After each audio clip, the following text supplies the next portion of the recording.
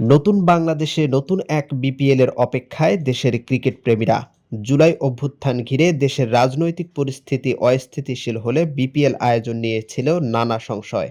Tournament আয়োজন সম্ভব হলেও ঠিক সময়ে খেলা মাঠে গড়াবে কিনা তা নিয়েও সংশয় ছিল। তবে সব সংশয় বাধা কাটিয়ে এবার মাঠে গড়াতে যাচ্ছে বিপিএল এর 11তম আসর। আমেজ তুলতে এক সপ্তাহ আগেই বিপিএল মিউজিক ফেস্টের মাধ্যমে বিপিএল 2025-এর উদ্বোধন হয়। এবার মূল পর্বের পালা। অপেক্ষা পেরিয়ে আজ মাঠে গড়াতে যাচ্ছে বিপিএল এর 11তম আসরের প্রথম ম্যাচ। উদ্বোধনী ম্যাচে মাঠে নামবে ডিফেন্ডিং চ্যাম্পিয়ন ফরচুন বরিশাল ও নতুন দল দুর্বার রাজশাহী। ঢাকায় প্রথম পর্ব শেষে বিপিএল ফিরবে চায়ের দেশ সিলেটে। সিলেট স্ট্রাইকার্স ও খুলনা টাইগার্সের ম্যাচ দিয়ে শুরু হবে সিলেট পর্ব। মোট 12টি ম্যাচ অনুষ্ঠিত হবে সিলেটে, যেখানে স্বাগতিক সিলেট নিজেদের মাটিতে খেলবে 5 ম্যাচ।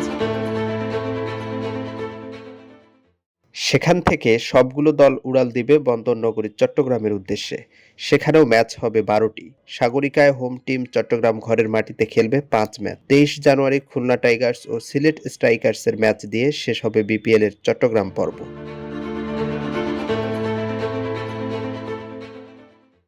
সিলেট চট্টগ্রাম ঘুরে বিপিএল ফিরবে হোম অফ গ্রাউন্ড মিরপুরে। আসরের বাকি ম্যাচগুলো অনুষ্ঠিত হবে এখানেই। এলিমিনেটর কোয়ালিফাইয়ের পর 7 ফেব্রুয়ারি ফাইনালের মধ্য দিয়ে বিপিএল 2025-এর পর্দা নামবে। 6 দল নিয়ে 2012 সালে যাত্রা শুরু হয় বিপিএল এর।